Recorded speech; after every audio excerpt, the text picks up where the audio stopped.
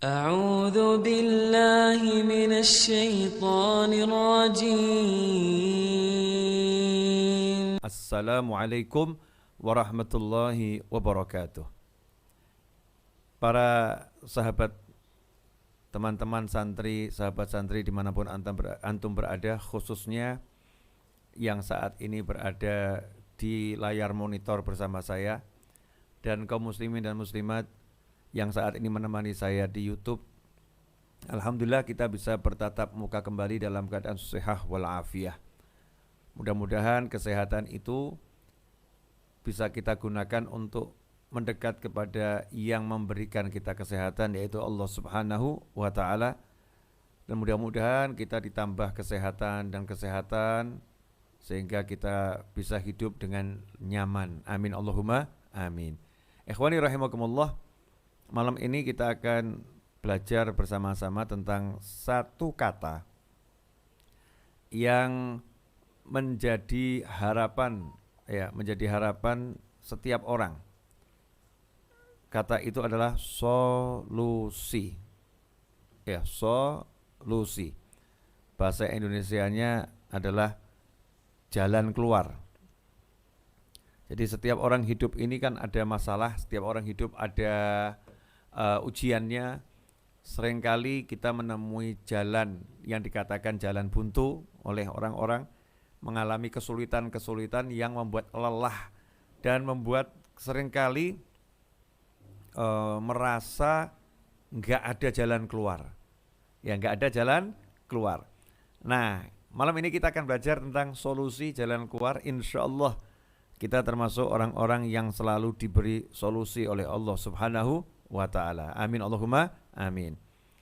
Jadi begini, di studio baru saya ini yang berlatarkan kafe, tempatnya ngopi, ya, saya pilih latar ini akan menjadi latar utama insya Allah di tahun ini dan entah tahun berikutnya, wallahu alam, untuk mengajar. Kenapa saya pilih latarnya kafe? Karena banyak orang suka nongkrong di tempat-tempat orang jualan kopi, ngopi, biar terkesan nyantai. Jadi kita ngopi bareng, ya, ngobrol santai bareng saya bareng antum bareng saya, ngobrol bareng, ya, biar terkesan kita ini tidak lagi belajar, tapi kita lagi bersama-sama minum kopi. Yang menarik dari tempat ngopi adalah, atau tempat orang kumpul minum kopi adalah, di situ ada kenyamanan.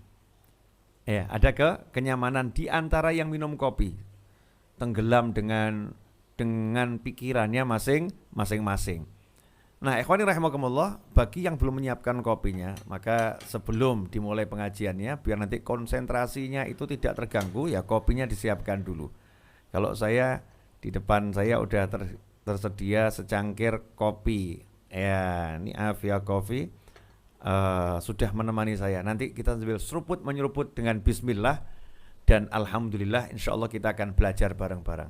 Sebelum saya lanjutkan, saya butuh komen untuk teman-teman yang di YouTube. Tulis komentarnya, gimana studionya, menyenangkan atau tidak. Kalau Habibnya nggak usah dibahas, alhamdulillah, kan wajah saya cukup menyenangkan. Ya, menurut saya. Perkara orang lain punya pendapat yang berbeda, saya hargai pendapat setiap orang, ya, atas diri saya. Nah, cuman saya kan harus bersyukur kepada Allah Subhanahu wa Ta'ala. Maka saya katakan, alhamdulillah, wajah saya, buat saya sangat menyenangkan. Buat saya ini wajib saya bersyukur pada Allah Subhanahu wa Ta'ala. Nah, bagaimana studionya ini? Kalau menyenangkan, mau saya lanjut, ya, ngopi bareng di sini, insya Allah. Ikhwani rahimakumullah, solusi dicari, jalan keluar dicari. Jadi banyak orang yang dia itu mencari jalan keluar untuk masalahnya, mencari solusi untuk masalahnya, dan seringkali bingung karena menemukan jalan buntu. Saya nggak mendapatkan jalan keluar, nggak ada solusi lagi, dan lain sebagainya. Nah, kenapa ada orang-orang yang merasa nggak punya solusi? Ada orang-orang yang merasa dia terbentur jalan buntu. Jawabannya adalah sederhana, jawabannya mudah. yang merasa nggak punya solusi, yang merasa ketemu jalan buntu adalah dia yang jalan sendiri. Jalan sendiri, merasa nggak ada yang memperjalankannya. Dia yang jalan sendiri dan merasa nggak ada yang memperjalankannya. Dia yang merasa punya kemampuan.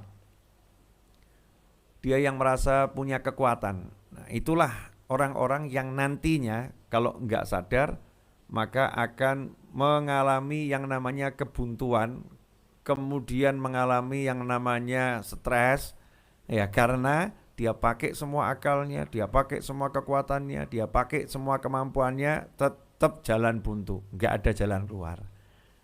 Nah, beda dengan orang-orang yang berjalan selalu bismillah dengan Allah. Berjalan selalu bismillah dengan mengharap pertolongan Allah. Orang-orang yang berjalan selalu dengan bismillah, mengharap bimbingan Allah Subhanahu wa taala. Orang-orang yang berjalan selalu ya bismillah ya mengharapkan keberkahan dari Allah Subhanahu wa taala.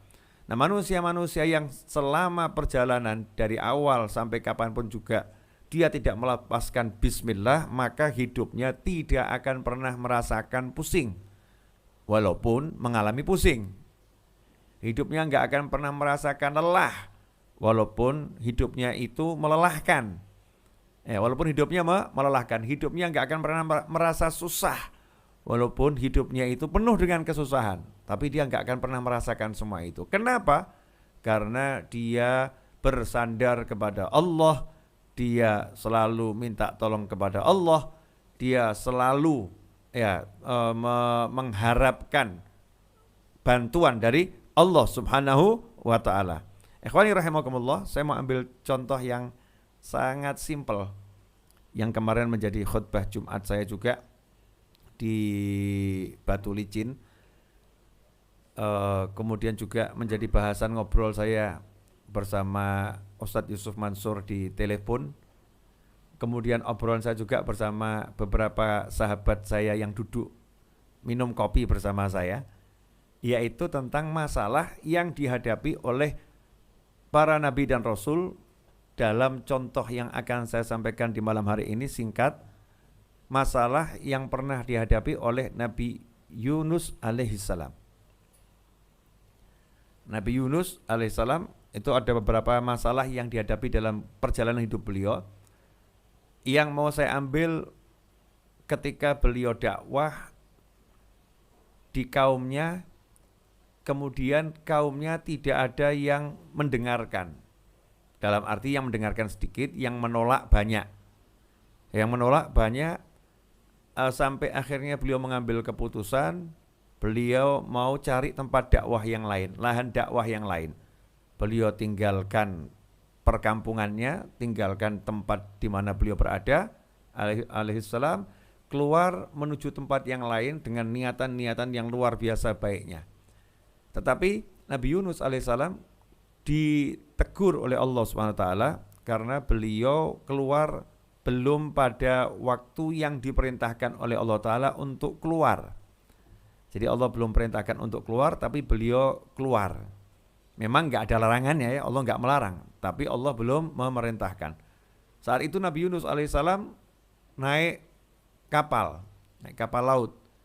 Nah, yang menarik di sini, kapal laut itu tiba-tiba mengalami badai yang luar biasa dahsyatnya, sehingga seisi kapal itu khawatir kalau kapalnya nanti karam dan tenggelam, kapalnya hancur, khawatir.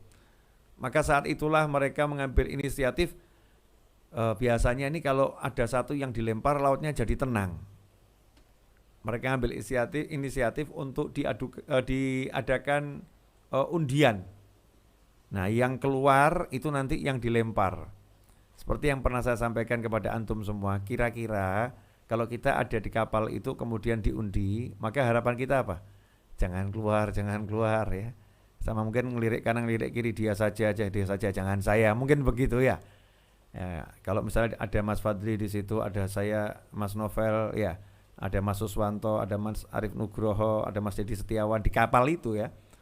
Mungkin kita ini kan masih golongan kita ini kan jujur saja ya masih belum bisa betul-betul mengutamakan nyawa kita untuk diberikan sama orang lain toh ya, belum. Ya kita belum sampai makom itu. Mungkin kalau Mas Fadli yang dilempar kan kita alhamdulillah semua, alhamdulillah bukan saya, Mas Fadli yang dilempar kan begitu. Mungkin Mas Fadli juga alhamdulillah Habibnya yang dilempar gitu kan ya, bisa jadi begitu.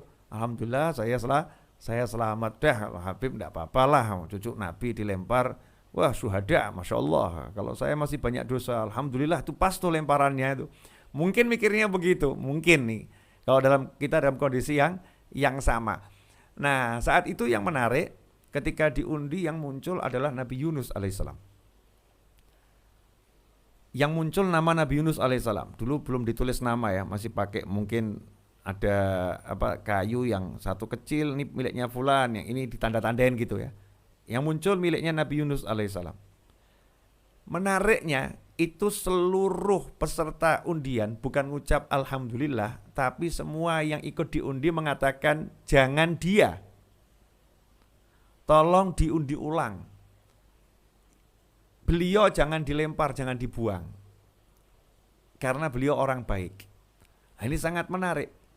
Seisi kapal itu bukan ngucap alhamdulillah aku selamat, tapi seisi kapal gak rela kalau hamba Allah yang nama Nabi Yunus alaihissalam ini dilempar ke laut, karena seisi kapal melihat ini orang baik, sehingga perlu diulang sampai 3 kali dan tetap nama yang sama baru dilempar. Nah pelajarannya apa?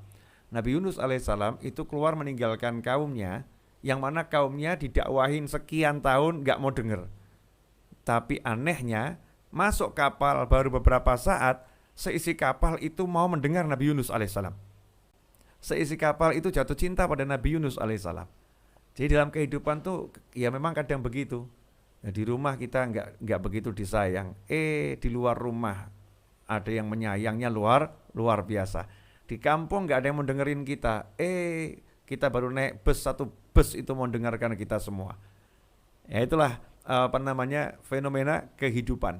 Jadi Nabi Yunus ya senang betul ya, baru meninggalkan satu kaum yang gak mendengarin beliau, kemudian naik satu perahu, satu kapal itu senang dengan beliau, diterima dengan baik. Nah lagi senang seperti itu oleh Allah Ta'ala kemudian dilempar ke laut. Tetapi Allah Subhanahu Wa Ta'ala memberikan pertolongan yang luar biasa, di mana Allah kirimkan yang namanya ikan paus. Ikan paus kemudian membawa Nabi Yunus alaihissalam ke dalam dasar laut, dalam kegelapan, dalam kesunyian. Seperti yang saya sampaikan kemarin, tidak ada GPS gitu kan ya, lost sinyal, dalam kesunyian total. Nah, ikhwani rahimakumullah, poin ini yang pengen saya ajak semuanya untuk merenung. Bayangkan kalau itu kita dibawa ikan paus di dalam situ, gak tahu kita ada di mana, kemudian gak tahu sampai kapan berada di situ. Kira-kira kita bisa tenang atau super galau?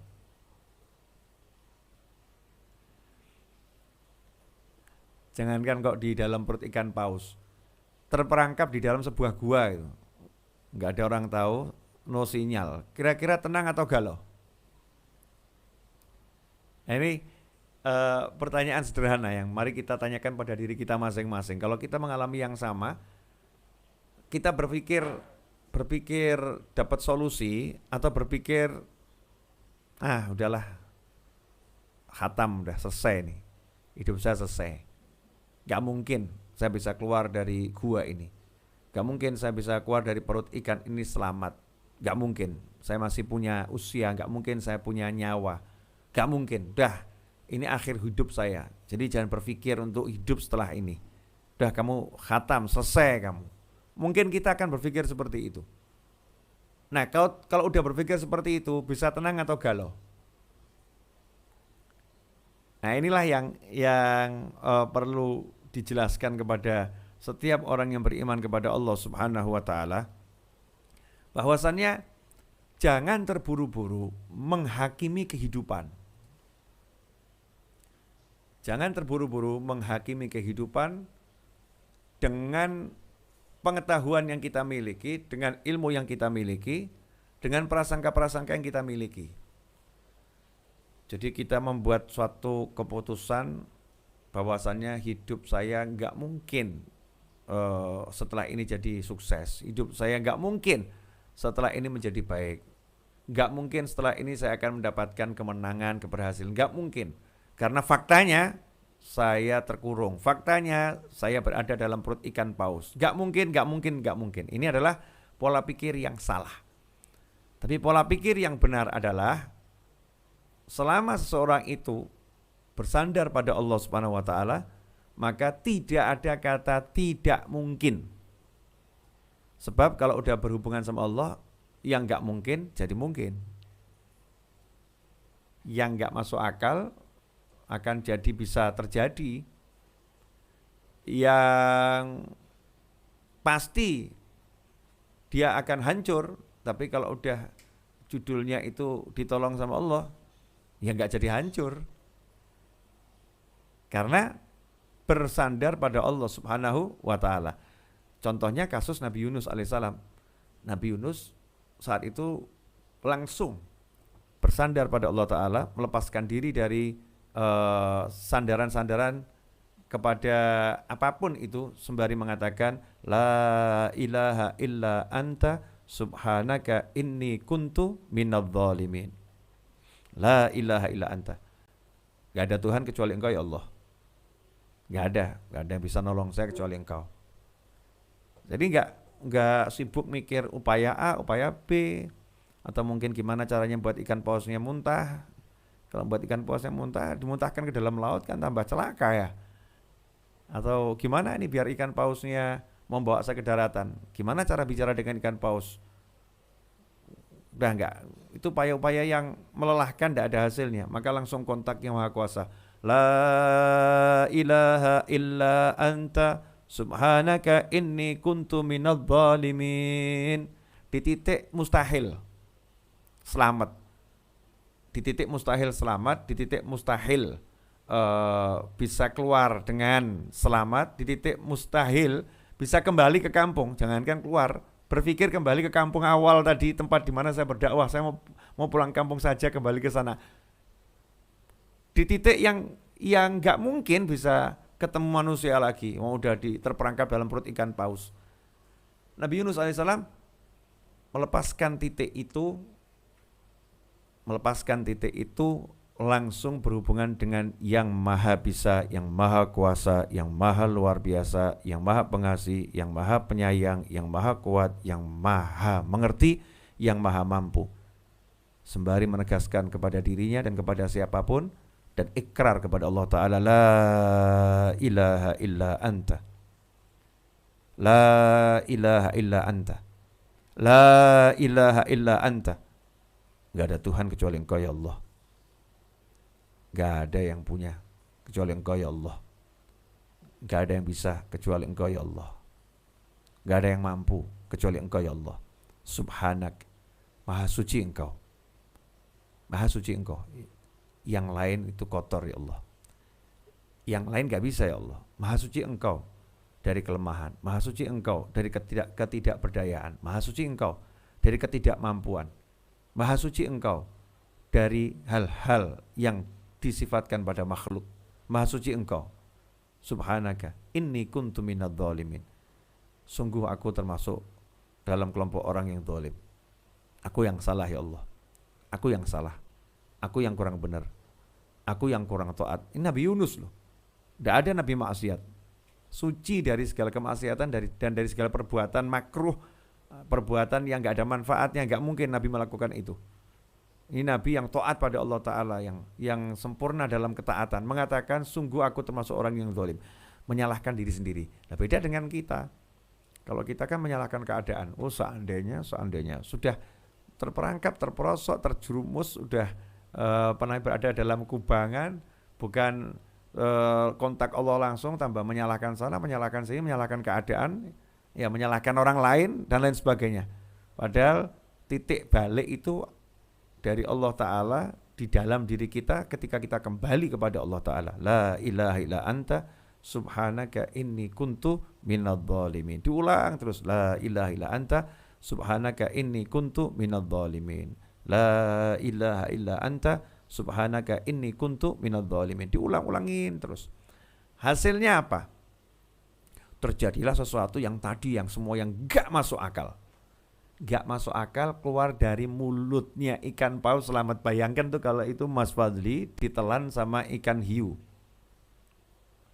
Ikan hiunya gede banget. Mas Fadli ya lumayan gede kan. Saya juga lumayan gede ini badannya. Ditelan sama ikan hiu. Blep.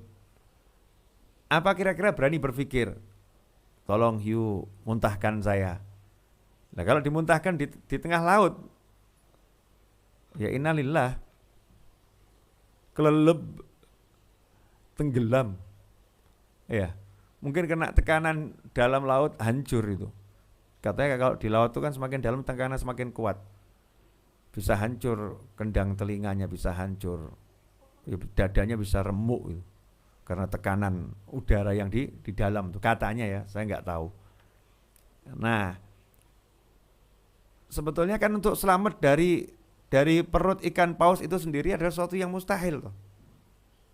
Ikan paus tuh nggak mau di tepian kok, sukanya di dalam, mainnya di dalam laut, badannya gede. Tapi kalau udah Allah yang la ilaha illa anta, Allah yang bicara, nggak ada yang bisa nolong saya kecuali Engkau.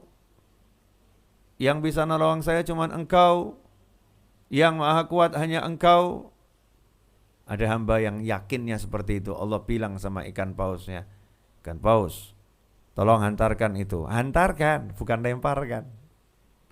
Hantarkan hambaku itu ke tepi laut yang gak jauh dari wilayah di mana dia biasa berdakwah. Dari kampungnya, yang gak jauh dari kampungnya. Hantarkan dia ke sana. Masya Allah. Jadi gak perlu capek-capek lagi. Diantar. Begitu sampai tepi laut, ya dikeluarkan. Jadi ngeluarkannya itu bukan di dasar laut, bukan di permukaan laut, tapi sudah di tepi, dikeluarkan. Mengeluarkannya lembut sekali. Keluar dengan lembut. Setelah itu Allah perintahkan bumi, beri makan tuh hambaku itu. Udah siap buah-buahan di situ. Masya Allah. Sayur mayur di situ udah siap semua. Jadi Nabi Yunus alaihissalam itu begitu keluar, makanannya udah tersedia kan. Luar biasa ya, subhanallah. La ilaha illa anta subhanaka inni kuntu minadh-dhalimin. Keluar, selamat, enak, makanannya udah tertata, tersedia dalam jumlah yang sangat banyak. Setelah itu yang gak masuk akal lagi tadi kan bisa pulang kampung. Pulang kampung. Yang gak masuk akal lagi itu penduduk kampungnya kan benci nih ya. Orang kampungnya kan benci, gak suka sama Nabi Yunus alaihissalam. Berubah itu, yang benci itu jadi cinta semua. Dakwah yang ditolak jadi diterima. Subhanallah. Solusi. Ternyata solusinya di mana? Solusinya adalah pada Allah Subhanahu wa taala. Bagaimana caranya mendapatkan solusi dari Allah taala? Ternyata satu kalimat, la ilaha illa anta subhanaka inni kuntu minadh-dhalimin. Yang pertama ikrar dulu, sadarin dulu, bebaskan diri dari penyembahan-penyembahan itu. Bebaskan diri dari berhala-berhala. Kita ini masih nyembah berhala namanya akal. Nyembah berhala namanya kemampuan. Nyembah berhala namanya relasi. Nyembah berhala namanya perencanaan. Begitu banyak arca berhala dalam hati kita. Enggak kita bersihkan. Bersihkan dulu itu berhala-berhalanya. La ilaha illa anta. Iya, Mas Fadli pede dengan mobilnya. Sama Allah Ta'ala mobilnya dibuat mogok. Masuk bengkel sampai sekarang belum sembuh. Misal nih contoh. Kalau begitu, pede dengan tabungannya, mau beli barang, punya uang di bank, rupanya banknya lagi mengalami gangguan sistem. sehingga m-bankingnya, internet bankingnya tidak bisa dipakai, munyer tok, silahkan menunggu, gak rampung-rampung, tokonya keburu tutup, gak bisa dibayar. Mohon maaf, transaksi tidak bisa dilakukan hari ini karena toko sudah keburu tutup, duit Anda banyak tapi gak bisa bayar. Kenapa? Gangguan jaringan internet atau gangguan sistem perbankan sedang terjadi. Masya Allah. Dengan PD-nya naik mobil kecepatan tinggi, tolnya sepi, ya nggak ada hambatan di tol sama sekali, tolnya lancar itu, buat appointment janji, buat janji mau ketemu untuk suatu urusan bisnis, dengan pasti mengatakan 5 minutes, saya 5 menit nyampe di sana, karena dekat, ya memang dekat bener. Begitu masuk pintu tol, rupanya e-tolnya nggak bisa gesek. Ribet di situ, e-tolnya digesek nggak mau ya. Nah, ditempelkan tuh ya, nggak mau, ditap nggak mau, wah nggak bisa nih. Rupanya kartu e-tolnya mengalami kerusakan, sehingga dia tidak bisa masuk tol. Bingung cari ini, yang jadi 5 menit jadi 15 menit sampai di lokasi itu. Temennya yang akan ada janji sama dia udah keburu pulang, sehingga perjanjian batal. Kenapa terjadi semua itu? Ya karena masih nyembah selain Allah Ta'ala, ya masih menuhankan selain Allah Subhanahu wa Ta'ala. Jadi syarat mau kita dapat solusi yang jitu, solusi yang asyik, solusi yang mudah, solusi yang menyenangkan, hidupnya enak ya, walaupun ada banyak kendala, tapi hidupnya enak karena selalu ada solusi, adalah membersihkan hati dari segala bentuk penyembahan kepada selain Allah Subhanahu wa Ta'ala. La ilaha illa anta. Makanya kita kan kalau habis sholat witir suruh baca nih 40 kali. La ilaha illa anta subhanaka inni kuntu minadh-dhalimin, dibaca. Ya kita perbanyak baca itu. Biar apa? Biar hati kita ini sadar, jangan nyembah yang lain dong, sembah Allah. Jangan andalin yang lain dong, andalin Allah. Jangan utamakan yang lain dong, utamakan Allah. Allah, Allah, Allah. Ajarin terus hati kita ini, karena kalau hati nggak diajarin lupa. Ada lagi yang pede dengan kegantengannya. Kalau saya mau nikah dengan siapapun cukup tunjuk, ganteng, duit banyak. Baru ngomong seperti itu, keluar dari rumah kepleset, jeduk, ya betul ganteng. Tapi setelah kepalanya terjeduk, gak ingat siapa dirinya. Kemudian gak bisa ngomong. Kemudian setelah itu penglihatannya jadi kabur. Setelah itu pendengarannya jadi gak jelas. Yang tadinya sombong, saya. Akhirnya dia cuma jual wajah, mau nikah jual wajah. Calon istrinya nanya, namamu siapa? Ya, yang mau nikah sama dia jadi takut. Wah, kalau kemarin sih ya duit banyak, ganteng, pinter. Kalau hari ini kok begini-begini ya. Maaf, gak jadi. Biar yang lain saja nih. Sombong.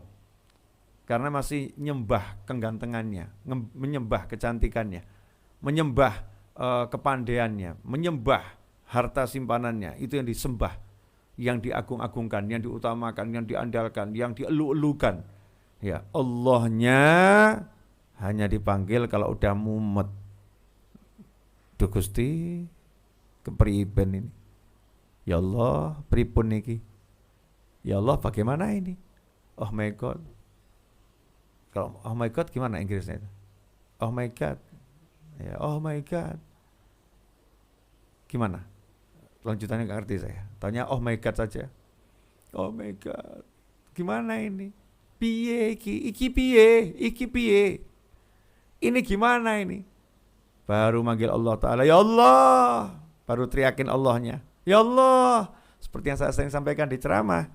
Ya Allah bilang sama malaikat, biarin teriak-teriak dulu. Asyik teriakannya. Wah, demen saya. Lama dia gak manggil saya. Lama dia gak nangis manggil saya.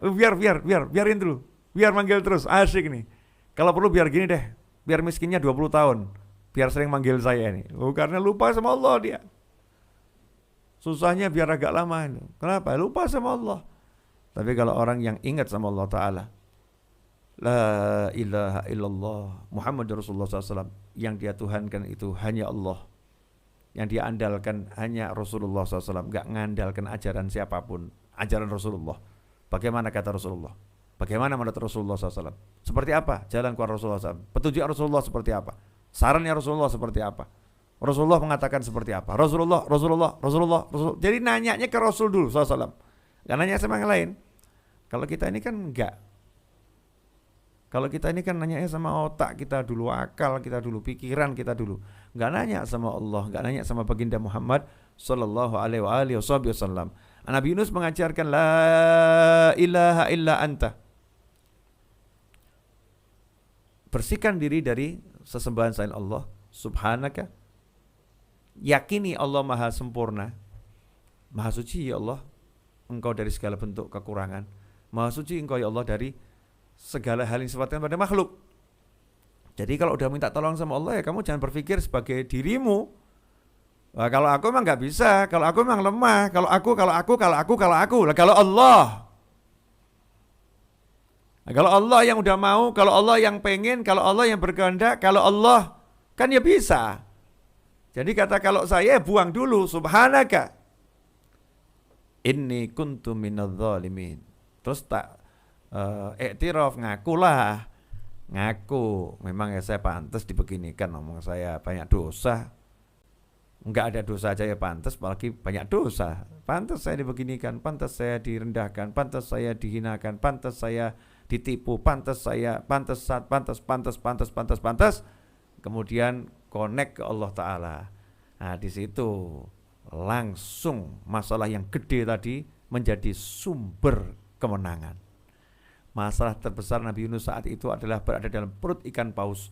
Ternyata ikan pausnya yang disuruh mengantarkan pada kemenangan. Nah, asik ya.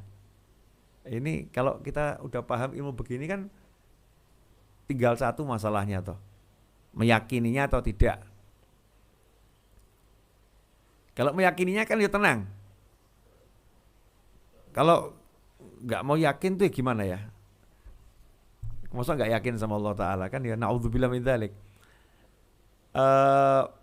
Saya dengar pelajaran dari Habib Umar bin Muhammad bin Salim bin Hafid dalam sebuah ceramahnya yang ringkasnya begini. Kamu lihat orang-orang yang mencari kekuasaan, dia akan ditinggal sama kekuasaannya. Yang mencari harta, dia juga akan ditinggal sama hartanya atau meninggalkan hartanya. Yang mencari popularitas, ya dia akan ditinggalkan sama pengikutnya, menjadi nggak populer lagi dan seterusnya. Tapi lihat sampai hari ini, dari zaman dahulu kala sampai hari ini, orang-orang yang mencari Allah Ta'ala selalu jadi pemenangnya. Yang cari Allah itu, cari ridhonya Allah Ta'ala, selalu jadi pemenangnya dalam kehidupan ini. Cek, gak ada judulnya Nabi Musa ngelawan Fir'aun menang, itu gak ada kan. Pemenangnya siapa? Ya Nabi Musa. Gak ada Nabi Nuh melawan banjir, yang menang banjirnya. Yang menang siapa? Ya Nabi Nuh. Gak ada judulnya Nabi Ibrahim sama Namrud, yang menang Namrudnya. Gak ada, yang menang ya Nabi Ibrahim. Gak ada judulnya, ya gak ada judulnya Ashabul Kahfi itu kalah. Yang menang ya Ashabul Kahfi. Gak ada judulnya orang jahat terus bahagia. Gak ada dalam kehidupan ini. Tanya dari zamannya dahulu kala sampai sekarang. Yang jahat itu pada titiknya ya akan hancur.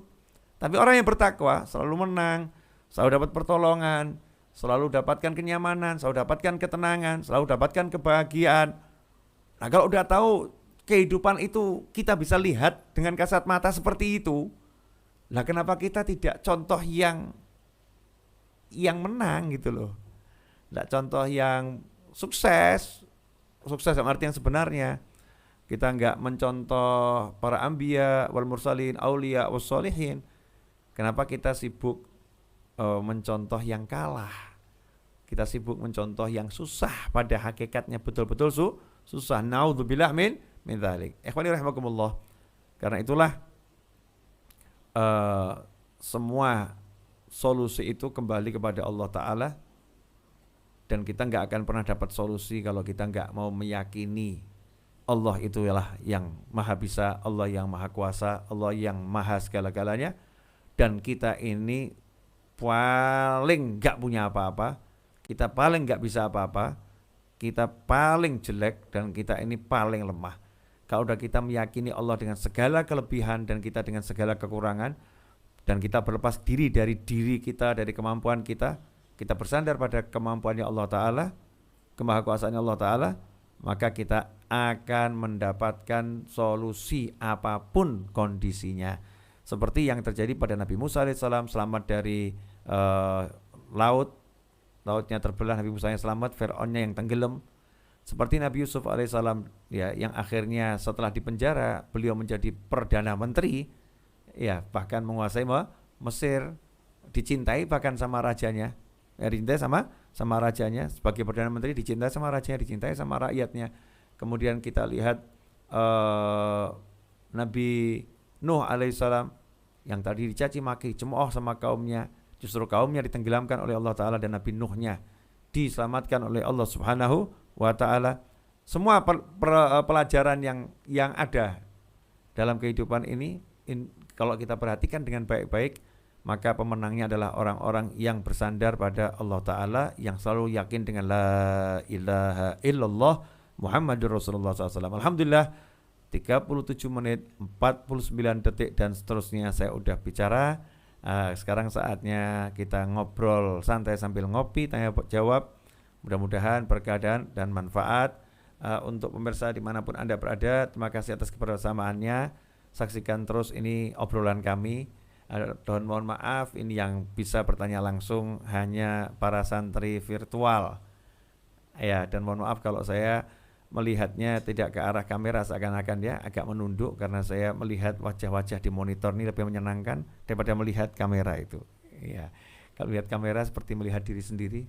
Kalau ini kan lihat Mas Fadli, ya, lihat Mas Suswanto, Mas Septiawan, ya, Akhina Muhammad Yasin, Akmal Rizal, Ratmoko, Didit Septiono, Mas Dedi Ahmadi, ya, melihat Pak Imron, Mas Muhammad Zulkarnain.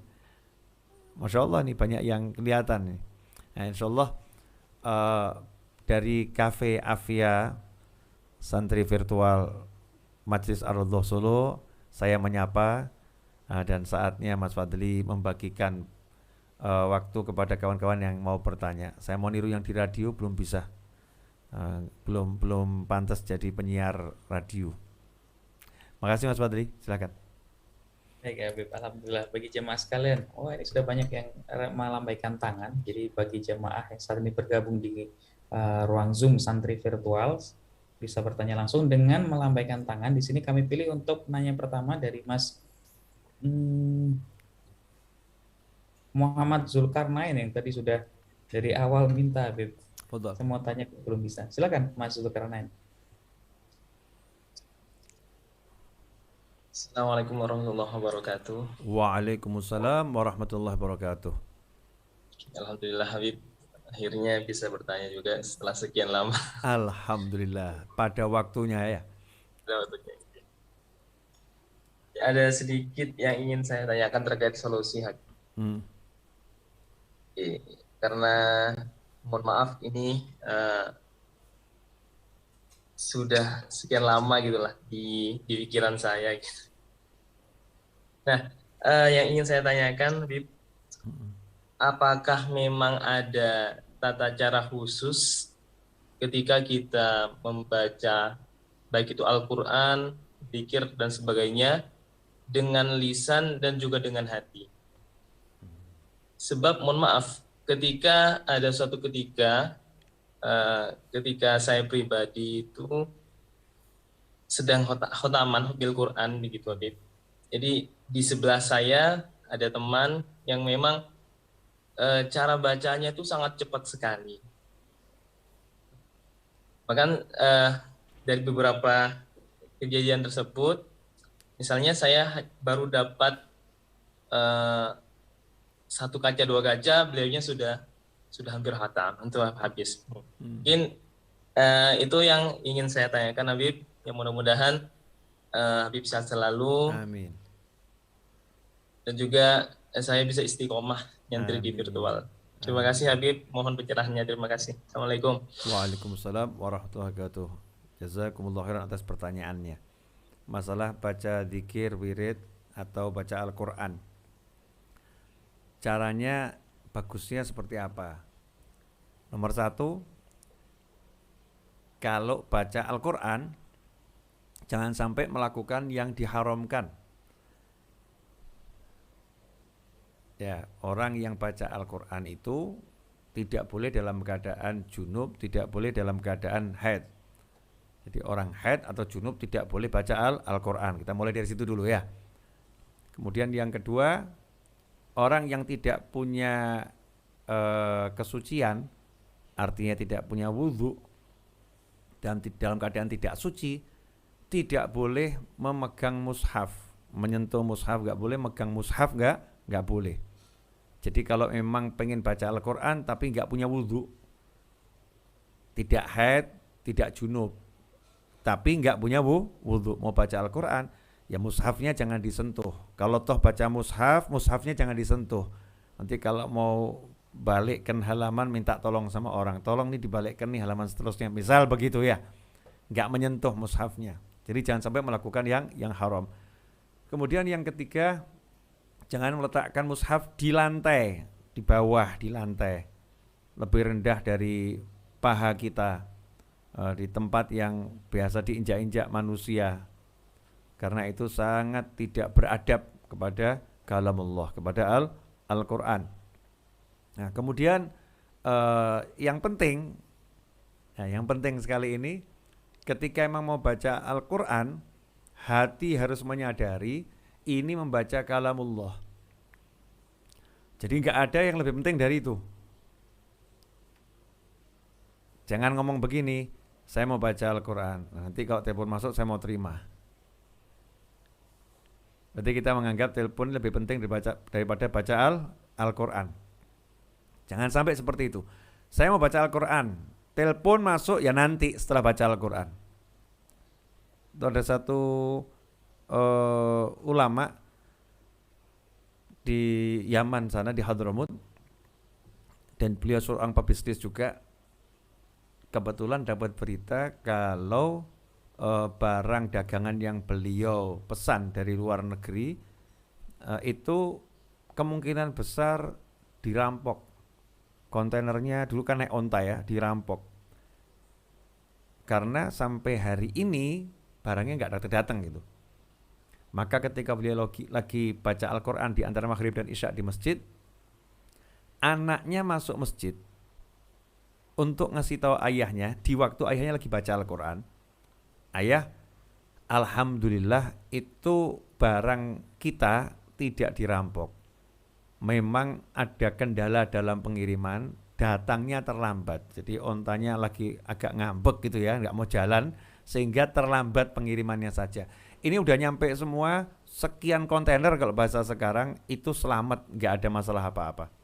Ayahnya ngomong, kamu menghentikan saya baca Al-Qur'an hanya untuk urusan dunia ini. Keluar dari masjid ini, semua harta yang dibawa onta-onta tadi bagikan kepada muslimin dan muslimat. Serupiah pun, sepeser pun saya tidak mau memiliki harta yang menyebabkan engkau menghentikan saya baca Al-Qur'an. Kemudian anaknya dihukum. Karena engkau tidak punya adab terhadap Al-Qur'an, maka mulai hari ini kamu tidak boleh ketemu ayah selama 1 tahun. Kamu ayah titipkan di pondok pesantren di luar kota sana. Beda dengan kita lagi ngaji, anaknya datang, ayah, alhamdulillah, ini ada yang transfer 10 juta, oh masya Allah anak soleh, cuma 10 juta, Qurannya disingkirkan, ngobrol duit nih sama anak. Nah ini bedanya adab ya, adabnya orang-orang soleh dengan adab kita pada kalamullah. Kalau kita udah ngaji itu pokoknya yang lain nggak ada, yang ada ya kalamullah, Al-Quran itu harus bisa kita taruh di hati kita. Ini kadang yang menyedihkan itu Al-Qurannya jadi seperti apa gitu ya, yang lain jadi Al-Quran jadi seperti suatu yang dianggap apa gitu, nggak punya nilai itu, nggak berharga, sehingga bisa disisipin yang lain. Kita lagi ngobrol sama orang disisipin kan kayak marah. Saya lagi ngobrol, jangan kamu ganggu. Nanti kalau saya selesai baru kamu bicara sama saya. Ngobrol sama orang begitu kan, nggak mau diganggu. Saya lagi bicara, jangan tegur-tegur dulu. Nanti ya, tahu adab. Saya lagi ngobrol. Nak, tahu adab. Nah, nih, lihat nih, bapak lagi ngobrol sama ibu. Jangan disela-sela, panggil-panggil. Nanti tunggu bapak ibu selesai, baru kamu ngobrol. Sama orang kita lagi ngobrol nggak mau diganggu. Nah, kita ini baca kalamullah, kok justru kita cari gangguan kan? Ya na'udzubillah min dzalik. Nah, kemudian hendaknya ya walaupun tidak menyentuh mushaf, hendaknya dalam keadaan suci, berwudu. Walaupun tidak menyentuh mushaf, kalau nyentuh wajib wudu.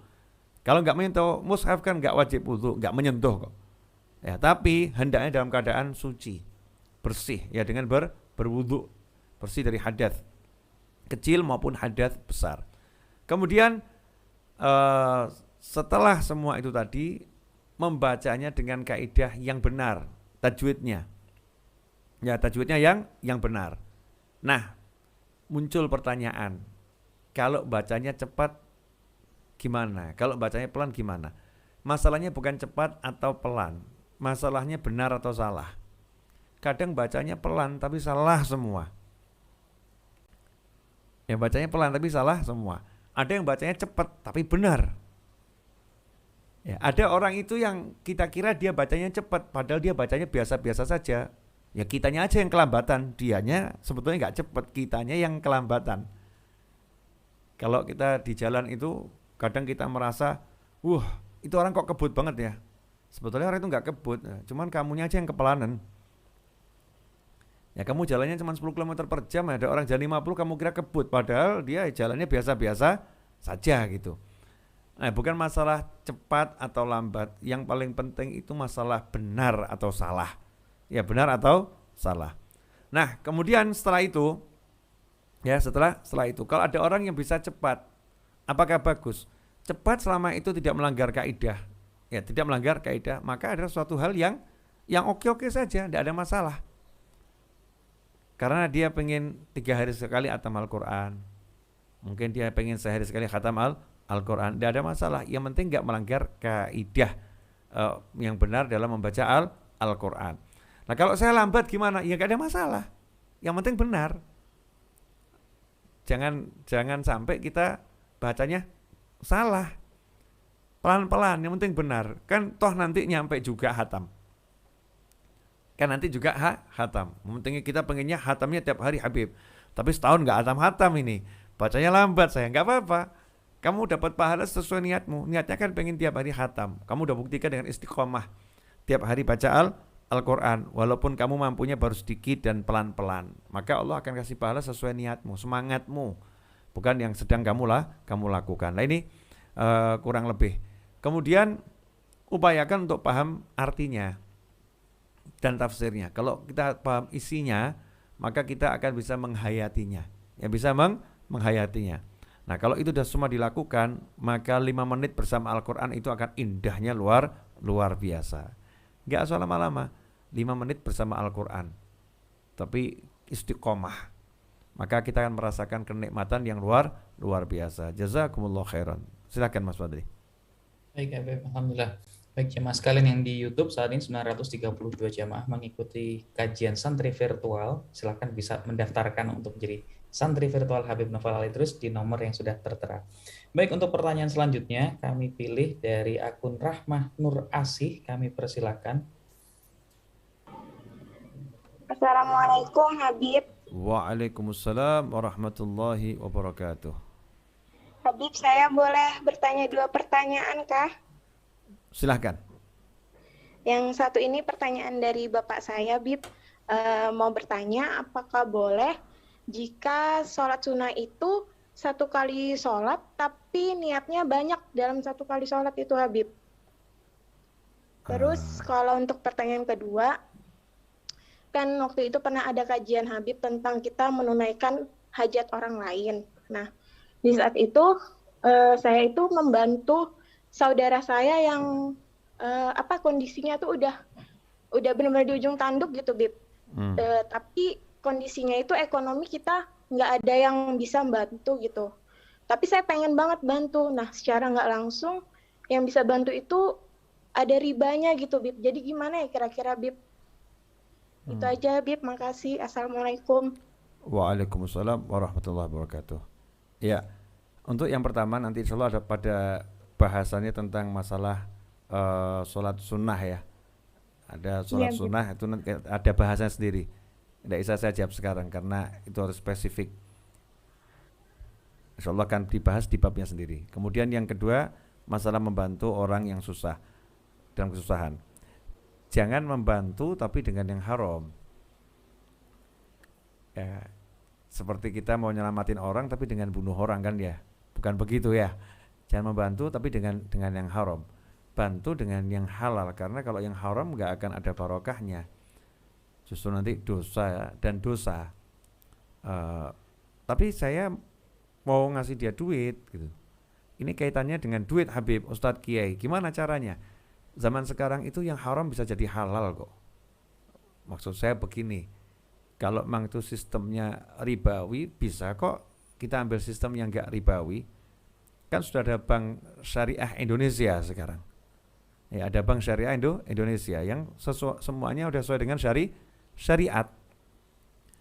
Jadi berusahalah cari yang halal. Kalau tahu harus ngutang, ya ngutang yang halal. Kalau tahu harus ngutang yang halal. Sehingga nanti ada berkahnya. Ya, ada berkahnya. Jangan sampai yang kita lakukan justru menjadi masalah lagi buat diri kita dan buat orang lain. Jadi niat yang baik itu baik. Niat yang baik. Tetapi suatu niat yang baik tidak bisa merubah yang haram menjadi halal. Tidak bisa. Seperti yang dulu, mohon maaf nih, saya ambil contoh yang paling kasar. Ada orang bilang, saya kalau nggak onani nanti saya zina. Jadi daripada zina saya onani. Ya nggak bisa kemudian dia onani jadi halal gitu, nggak bisa, ya haram onaninya. Perkara kamu nggak zina bagus, tapi tidak bisa niatanmu untuk meninggalkan zina tadi tidak bisa menghalalkan yang haram. Ya, tidak bisa menghalalkan yang haram. Ini tetap haram, itu haram itu. Nah, atau contoh-contoh yang lain yang mungkin bisa kita temukan dalam kehidupan yang mungkin pernah kita juga alami ya, melakukan yang haram tapi niatannya baik. Ya, misal begini, daripada pacaran Beb, kan lebih baik ta'aruf. Daripada pacaran lebih baik ta'aruf. Tapi ta'arufnya ya malam minggu nongkrong di mall berdua. Ini bukan ta'aruf namanya.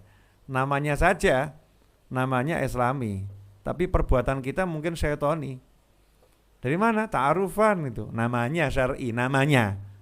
Tapi perbuatannya bisa jadi naudzubillah min dzalik. Niatannya kan bagus. Tapi kan perempuannya berhijab. Sayanya juga laki-lakinya pakai kopiah kayak Mas Fadli gitu. Kalau kita jalan bareng kan kelihatan Masya Allah, kan tetap kelihatan Islami gitu ya, Islami gandengan tangan.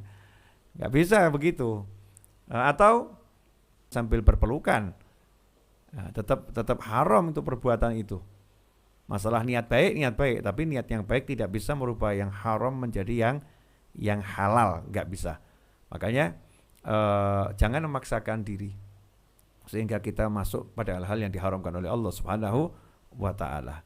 Kalau kita belum bisa membantu dengan harta yang banyak, bantu dengan harta yang sedikit, yang halal, dan angkat tangan yang tinggi pada Allah Ta'ala dalam kegelapan malam atau dalam kesendirian, maka insya Allah Allah akan turunkan pertolongan. Terima kasih. Baik, Habib, kami lanjutkan untuk pertanyaan dari chatting di sini dari akun Rizky Desiani. Izin bertanya Habib terkait dengan ikhtiar yang sifatnya akhirat dan ikhtiar yang sifatnya dunia itu seperti apa? Terima kasih, jazakumullah khairan Habib. Oh iya, Kom. Ya, mungkin sekarang ada orang bagi ikhtiar dunia, ikhtiar akhirat, mungkin begitu ya. Tapi kalau saya cenderung tidak membagi-bagi ikhtiar dunia, ikhtiar akhirat. Karena kalau ikhtiar dunia dalam konotasi saya dunia tetap jelek gitu. Tapi kalau akhirat itu walaupun sifatnya duniawi kan, kalau akhirat ya akhirat itu. Jadi saya nggak mau bagi-bagi ada ikhtiar dunia, ikhtiar akhirat, enggak. Berikhtiarlah ya, usaha saja. Nah usahanya disesuaikan. Nomor satu manusia itu apapun urusannya kan, usahanya nomor satu adalah minta tolong sama Allah Ta'ala. Itu nomor satu. Sandar sama Allah Ta'ala, minta tolong sama Allah Ta'ala. Nah, kemudian setelah itu, setelah minta tolong sama Allah dengan doa, dengan zikir, dengan wirid, dengan sedekah, apapun itu, dengan amal soleh, minta tolong pada Allah Ta'ala ya, dengan minta doa dari orang lain, kemudian melakukan yang harus dilakukan sesuai dengan apa yang mau dia lakukan. Ya contohnya, kalau dia nyopir, dia pengen selamat, selain dia itu nomor satu berdoa, kemudian sodakoh dan lain sebagainya. Ya kalau nyopir pengen selamat, ya pakai sabuk pengamannya dipasang. Kalau matanya rabun ya pakai kacamata. Kemudian mobil kendaraannya ya dicek. Itu kira-kira air radiatornya masih ada atau nggak ada. Ya kira-kira olinya udah diganti belum itu. Oh olinya sudah 2 tahun nggak diganti. Ya, misal gitu. Oh remnya gimana? Oh kanvas remnya itu habis, nanti kan ngeblong. Dicek dulu kondisi mobilnya. Setelah kondisi mobil dicek, oh bagus. Oh ya, jalan di jalurnya, jangan arus 2 arah, kamu jalan di sebelah kanan, ngelawan arus itu. Oh, sambil teriak-teriak kalimat tahlil la ilaha illallah, tapi ngelawan arus. Oh, siapa hati namanya? Ini disesuaikan apa yang harus dilakukan terhadap apa yang harus dilakukan. Kalau itu misalnya dia nggak bisa berenang, ya jangan kemudian udah saya udah baca zikir, udah baca doa, saya udah sedekah ya, insya Allah saya mau jalan di atas air, insya Allah nggak tenggelam ya. Ya kemungkinan besar kamu tenggelam, kamu nggak siap bisa renang. Ya kamu ya belajar ilmunya renang. Kalau nanti nggak tenggelam ya alhamdulillah. Kalau tenggelam kamu bisa berenang. Ya begitu. Saya cenderung tidak membagi ikhtiar dunia, ikhtiar akhirat. Karena buat saya semua sifatnya yang dunia ini kalau untuk akhirat kan jadinya akhirat. Tapi sesuai dengan bidangnya saja. Kalau memang kita itu mau jual beli, ya kalau pengen gak rugi, ya nomor satu ya doa, usaha dan sebagainya. Tapi pengen gak rugi, ya cari barang yang kalau dijual menguntungkan. Cari barang yang dijual menguntungkan, yang kualitasnya bagus. Ya kemudian jualnya ya di pasar yang kira-kira bukan pasar orang banting-banting harga gitu. Di pasar yang harganya normal, cari pembeli yang potensial, belajar ilmu marketingnya, belajar ilmu penjualannya, semua dijalankan itu. Ya, selaras ini. Jadi usaha sesuai bidangnya dijalankan, kemudian doa, zikir, sedekah, semua ajaran Nabi SAW tentang upaya agar keinginan kita itu terwujud dengan baik dijalankan. Nah, karena ini selaras, insya Allah sampai pada satu titik yang membuat kita menemukan kesuksesan dalam arti yang sebenarnya. Jazakumullah khairan. Makasih. Baik, Habib. Kami lanjutkan pertanyaan selanjutnya yang ditemani dengan lilin remang-remang Mas Hadi Hidayatullah. Sebelum lilinnya habis, mati listrik sudah masih ikut bergabung. Silakan Mas Hadi. Assalamualaikum warahmatullahi wabarakatuh, Habib. Waalaikumsalam warahmatullahi wabarakatuh. Sebelumnya terima kasih Habib sudah diterima jadi santri meskipun virtual. Doakan semoga lain waktu bisa berjumpa. Amin. Saya terima kasih juga sudah diterima sebagai pengasuh pesantren meskipun cuman virtual. Ya. Habib, ini saya mau nanya satu yang sudah menari-nari di otak saya dari kemarin menanyakan ke Ustadz belum ketemu aja ya. Wah, Mas Hadi, ini bahasamu ini sungguh indah. Bahasamu sungguh indah. Pertanyaan yang sudah menari-nari di otak saya. Berarti pertanyaannya ini sangat menyenangkan ini. Asyik ini. Silakan. Ada satu hadis tolabul ilmi faridatun ala kulli muslimin wal muslimatin. Yang artinya itu kurang lebih diwajibkan bagi kaum muslimin muslimat untuk mencari ilmu. Nah, wajib di situ hukumnya kalau kita tidak belajar apakah dosanya seperti sholat gitu kan? Karena ada sebagian ustadz saya pernah mendengar itu dosanya katanya sama seperti dosa kita meninggalkan sholat atau meninggalkan ibadah-ibadah yang diwajibkan sama Allah yang lain. Nah, itu. Saya belum karena saya belum paham mungkin dia jadi bertolak apakah itu betul gitu. Makanya saya penasaran ya, mohon pencerahannya dari Habib, semoga bisa menjawab. Amin. Kita pasti bisa menjawab. Amin. Insyaallah. Jazakumullah khairan. Akhina hadi hidayah. Itu aja Habib. Turnuhun. Terima kasih. Sama-sama. Jadi begini. Talabul ilmi fardhatun ala kulli muslimin wa fi riwayah talabul ilmi fardhatun ala kulli muslimin wa muslimah. Cari ilmu itu wajib hukumnya buat muslim. Nah, di riwayat yang lain ada mengatakan cari ilmu wajib hukumnya buat muslim laki-laki maupun muslim perempuan. Nah, yang dimaksud itu cari ilmu yang bagaimana? Cari ilmu sihir wajib apa haram ya? Haram lah. Kan begitu. Jadi bukan semua ilmu wajib dipelajari. Ya, bukan semua ilmu wajib dipelajari. Maka dari situ terbagi ilmu itu menjadi ada ilmu yang fardu ain, ada ilmu yang fardu kifayah. Ada ilmu yang wajib dipelajari setiap individu, ada ilmu yang wajib dipelajari oleh salah satu dari suatu kelompok individu. Kalau satu udah belajar maka yang lain gugur kewajibannya. Termasuk ilmu yang wajib fardu ain adalah ilmu yang terkait dengan hukum-hukum ibadah yang wajib setiap orang itu untuk mengamalkannya. Seperti ilmu sholat. Setiap orang yang baligh dia wajib sholat, maka setiap orang yang baligh wajib sudah punya ilmu sholat.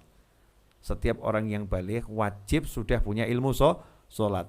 Karena sholat itu tidak akan sah kecuali dengan wudhu, maka pelajari ilmu wudhu buat orang yang baligh itu hukumnya wajib. Jadi orang baligh kok nggak bisa ilmu wudhu, maka dia berdosa. Ya, dia berdosa karena dia wajib berwudhu untuk sholat. Karena suci dari hadas besar itu disyaratkan dengan mandi janabah, maka mandi janabah ini hukumnya kan wajib untuk bersuci dari hadas besar. Berarti belajar ilmu mandi wajib buat orang yang sudah baligh hukumnya adalah wajib. Nah, ini fardu ain. Kalau enggak mau belajar ya dia berdosa. Nah, itulah ilmu yang wajib. Jadi ilmu yang wajib adalah ilmu yang wajib dipelajari tentang kewajiban seseorang ketika dia mencapai usia baligh. Ilmu haji wajib enggak? Wajib. Kapan wajibnya? Kalau memang dia sudah wajib haji. Ilmu puasa wajib enggak? Wajib. Kapan wajibnya? Buat seorang yang baligh dan sudah masuk bulan suci Ramadan. Jadi kalau di bulan Syawal ada orang baligh, sudah wajib belajar puasa belum? Belum. Syawal, Dzulqa'dah, Dzulhijjah, Muharram, Safar, masih panjang itu Ramadannya. Dia belum wajib belajar ilmu puasa karena belum bulan Ramadan. Tapi nanti di bulan Ramadan dia sudah harus bisa ilmu puasa. Makanya kalau dia belajar di bulan Rajab, dia yakin udah bisa khatam ilmu puasa, ya sudah, kewajibannya terpenuhi. Nah, ada yang fardu sifatnya fardul kifayah seperti ilmu warisan. Ilmu warisan ini kan wajib bagi waris sesuai hukum Islam, kan hukumnya wajib. Padahal setiap orang pasti akan mati loh. Kita kan pasti akan meninggal dunia. Pasti. Sejelek-jeleknya kita kan juga punya warisan toh. Semiskin-miskinnya kan dia punya warisan, entah itu kopiah satu kah atau apa itu. Nah, setiap orang yang meninggal kan warisannya nanti ada pembagiannya. Nah, pembagiannya kan harus sesuai dengan hukum ilmu waris hukum Islam. Nah, berarti belajar ilmu waris ini apakah setiap orang harus tahu? Wah, kalau setiap orang ini harus tahu ilmu waris, Masya Allah, berarti pusing semua nih yang di santri virtual ini. Kenapa? Itu ilmu yang gak mudah, kaitannya dengan matematika. Ya, dengan matematika itu, ilmu menghitung, kaitannya dengan kalkulator. Ada ilmunya khusus. Maka syariat memberikan keringanan. Kewajibannya menjadi fardu kifayah. Di satu wilayah kalau sudah ada yang bisa ilmu warisan, maka selesai, diwakili sama yang lain. Ilmu kesehatan, hukumnya apa? Fardu kifayah. Kalau satu kampung nggak ada yang bisa ilmu pengobatan kesehatan, maka satu kampung itu akan berdosa. Kenapa? Karena menjaga kesehatan itu adalah hukumnya wajib. Nggak boleh kita menyia-nyiakan kesehatan kita, membahayakan nyawa kita. Makanya kalau ada orang kok kemudian di satu wilayah dia belajar ilmu kedokteran jantung misalnya, untuk mengobati orang-orang yang sakit jantung, maka kewajibannya sudah diwakili oleh dokter tersebut. Ya. Itulah fardu kifayah.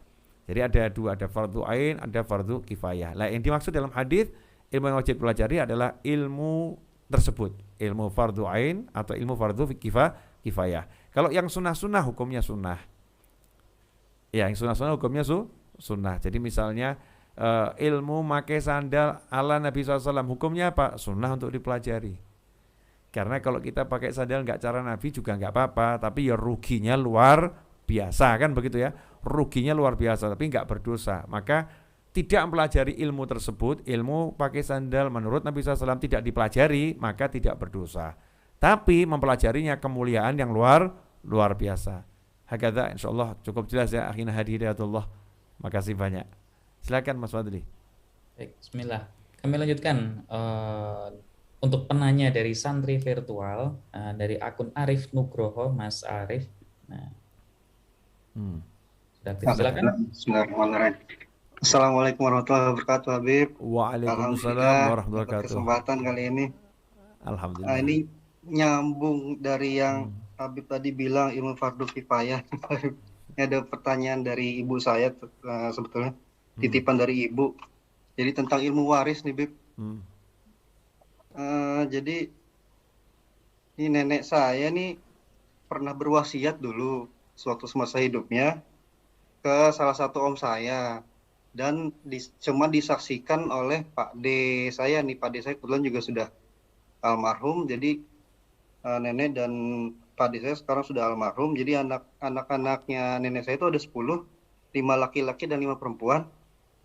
Nah, setelah nenek saya dan Pak D saya meninggal itu, jadi sekarang ada sengketa nih, ada pertanyaan dari om saya, adiknya ibu saya. Jadi karena yang saksinya sudah tidak ada, jadi tidak ada yang bisa ditanyakan lagi. Jadi dan nenek saya juga nggak ada wasiat tertulis nih, Bib. Nah itu kira-kira gimana ya? Nah soalnya jadi warisannya itu adalah rumah. Rumahnya diminta oleh nenek saya tuh diurus sama om saya itu, om saya yang diwasiatkan itu, dan disaksikannya hanya oleh Pak D saya yang sudah meninggal. Nah rumah itu sudah dibalik nama dengan bantuan dari Pak D saya tersebut yang menyaksikan nenek saya berwasiat itu. Nah ketika sudah meninggal, nenek saya sudah meninggal, om saya ini menanyakan statusnya seperti apa, karena waktu pas dimintakan tanda tangan untuk membalik nama rumah itu tidak diterangkan secara detail oleh saudara-saudaranya gitu. Karena waktu itu juga kebetulan yang hadir hanya Pak D saya kan dari 10 anak itu, jadi hanya 2 yang hadir. Dan yang lainnya tidak ada yang hadir, jadi dipertanyakan statusnya oleh adiknya ibu saya itu. Nah kira-kira untuk waris seperti itu statusnya gimana, Bib, dan solusinya seperti apa ya biar biar semua damai lagi lah, Bib, karena Siap. semua awalnya rukun, dan jadi karena ada ini jadi ada gap lah, Bib, di antara saudara-saudara ibu saya nih. Ya, saya doakan Mas Arif Nugroho diberi Allah rezeki uang yang sangat banyak, kemudian bisa memberi pamannya tadi uang senilai rumah tadi, kemudian katakan rumah ini ya saya hadiahkan untuk paman saya yang itu, ini uangnya untuk paman, selesai itu masalahnya. Iya, insyaallah gitu. Itu solusi dulu ya, kita doakan begitu. Nah kalau permasalahannya saya tidak bisa menjawab dengan benar dan baik nanti kalau saya tidak tahu detailnya. Apa yang antum sampaikan tidak bisa saya ambil satu kesimpulan A, B dan sebagainya. Tidak bisa karena ini tadi kan cuma katanya ya. Nanti akhirnya kan jadinya katanya juga gitu. Yeah. Nah, tapi saya mau ambil kasih pandangan yang biar siapa tahu nanti insya Allah bisa jadi jalan kebaikan untuk semuanya ya. Itu tadi kan 10 bersaudara, betul? Nah, yang menolak berapa orang? 1. Nah, yang 1 ini inginnya rumah tadi dijual kemudian dibagi waris. Bukan sih, Bib. Jadi kalau yang saya tangkap jadi hanya untuk memperjelas statusnya. Jadi karena kalau saya tangkap sih kayak prosesnya nggak sesuai. Betul. dengan Yang apa yang apapun diinginkan. katanya, apapun ininya. Yang satu ini pengennya apa? Awalnya tadinya pengennya dibagikan ke saudara-saudara yang lain gitu, Betul. yang Berarti kan dianggap lebih intinya mampu, dianggap lebih tidak mampu daripada yang diberikan itu. siap. Berarti yang satu ini kan pengen agar dibagi waris. Intinya begitu kan? Ya, betul. Nah, yang lain pengennya gimana?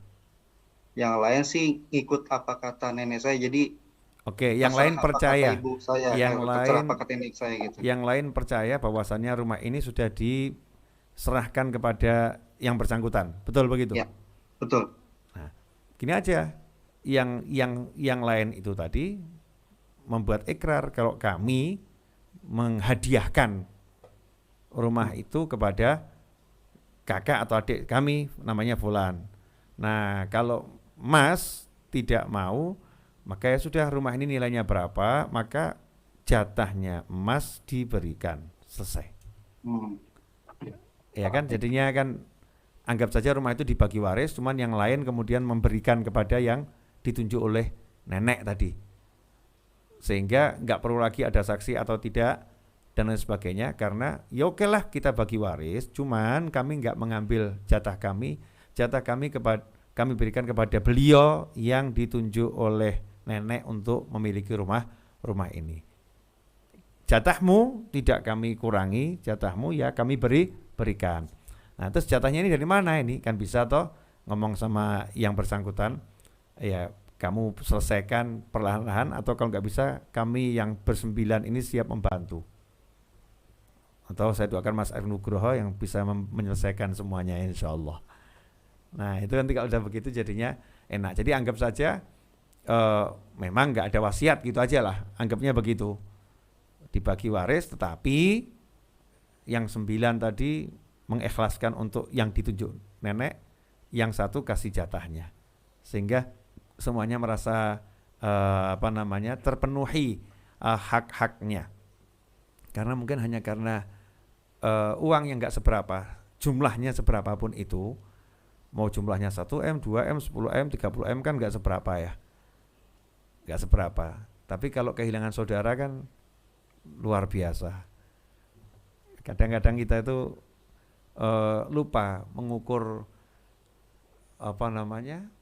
nilai ini, lupa kita ukur. Kadang kita anggap uang itu lebih besar dari persahabatan, uang lebih besar dari persaudaraan, uang lebih besar dari teman. Ya, teman itu mahal, saudara itu mahal. Kalau uang bisa dicari, ya uang bisa dicari. Tapi kalau saudara mau cari di mana? Memang kita bisa punya ibu lagi, bapak lagi, kan nggak bisa ya. Nah, itu sudah karunia dari Allah Ta'ala. Menjaga hubungan kekerabatan ini suatu yang sangat mahal. Saya menghimbau pada diri saya pribadi dan antum semuanya, jangan urusan duit dibuat ruwet. Saya masih ingat kata almarhum Haji Muhammad Soeharto, satu kalimatnya yang saya suka, kalimatnya saja ya. Ini kalimatnya orang Jawa, ora paten. Ora paten itu jadi mau diambil aja deh, saya nggak merasa kekurangan kalau itu diambil, nggak merasa berat itu diambil. Jadi kalau jabatanmu diambil, duitmu diambil, itu diambil ya kamu jagalah jabatan, jaga duit. Tapi kalau mau diambil nggak apa-apa gitu loh, ambil aja karena kamu lebih mahal. Persaudaraan denganmu itu lebih mahal. Yang penting kamu senang. Kalau itu kamu senang, ambil aja. Seperti itu. Insyaallah kita diberi kelapangan hati untuk mengutamakan saudara daripada harta. Ya mungkin tadi seperti katakan pamannya pengen kejelasan gitu kan. Ya udah dibuat aja jelas, itu dibagi waris. Kan sesuai keinginannya toh. Nah, tapi yang lain kita aja yuk senangkan nenek. Karena kalau betul itu tadi sudah diwasiatkan sama nenek, diberikan semasa hidupnya sama nenek, sudah dikasihkan sama beliau semasa hidupnya, kemudian kok kita bagi waris ini, wah itu nenek di alam sana marah, itu nggak seneng, nanti nggak ada berkahnya. Maka lebih baik jalan tengahnya ya udah hadiahkan saja. Insya Allah nanti kan juga rezeki nggak kemana-mana. Allah akan kasih kita rezeki dari arah yang lain. Minimal kita udah dapat rezeki yang besar, udah bisa sedekah sama saudara sendiri, ya bisa menyenangkan orang tua. Jazakumullah khairan. Makasih. Satu lagi Mas Fadli, karena kita udah 1 jam 16 menit ngobrol bareng ini. Baik Habib, alhamdulillah. Kami pilih untuk yang dituakan mungkin akun sesepuh yang bertanya. Pak M Yasin di sini, silakan Pak M Yasin. Masya Allah. Ya, sudah aktif Pak. Assalamualaikum warahmatullahi wabarakatuh, Habib. Waalaikumsalam warahmatullahi wabarakatuh. Saya lihat dari tadi nyatet terus, Masya Allah. Iya, Habib. Ini mohon Habib, amalan tadi yang wiridnya Nabi Yunus itu sebaiknya diamalkan seperti apa, Habib? Seperti itu, Habib. Siap. Ya, nanti insya Allah saya akan bagi untuk para santri ya, di grup ya. Jadi buat pemirsa itu biar penasaran.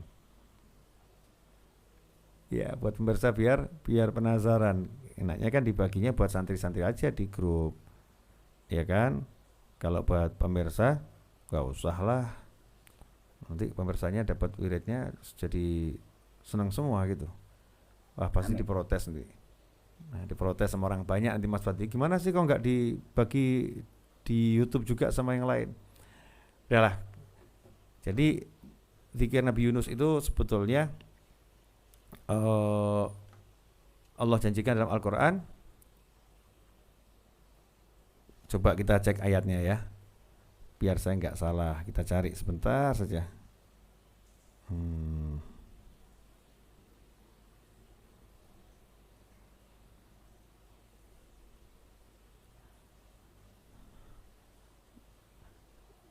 Surat Al-Anbiya ayat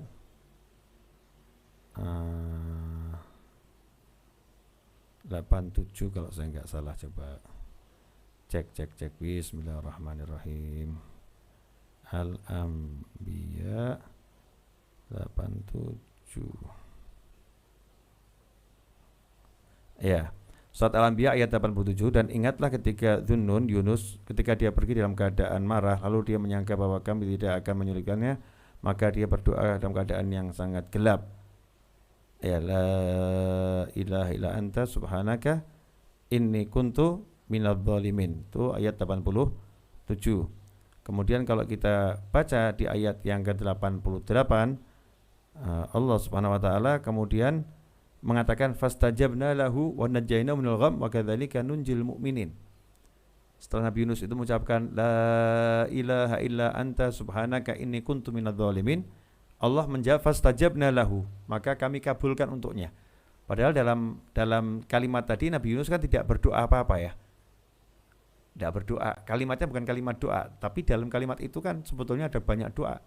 Enggak ada yang bisa nolong saya kecuali Engkau ya Allah. Enggak ada yang bisa menyelamatkan saya kecuali Engkau ya Allah. La ilaha illa anta subhanaka inni kuntu minadh dhalimin. Ada iktiraf, pengakuan lemah, pengakuan enggak bisa, la haula wala quwata illa billah. Maka hasilnya apa? Fastajabna lahu wa najjaynahu minal gham, dan kami selamatkan dia dari kedukaan, kesuntukan. Wa kadzalika nunjil mu'minin, dan demikianlah kami menyelamatkan orang-orang yang percaya, yang beriman pada Allah Subhanahu wa taala. Nah, sehingga kalau ayat ini dibaca dan ulama menganjurkan ditambahi asma Allah al-husna yang dua, ya hayyu ya qayyum. Ya hayyu ya qayyum la ilaha illa anta subhanaka inni kuntu minadh dhalimin, dibaca setelah sholat witir sebanyak 40 kali. Jadi setelah salam sholat witir kita baca Subhanal malikil quddus, Subhanal malikil quddus, Subhanal malikil quddus, Subuh quddus Rabbul malaikati warruh, Jalaltas samawati wal arda bil izzati wal jabarut, wa ta'azzazta bil qudrati wa qahartal ibada bil maut.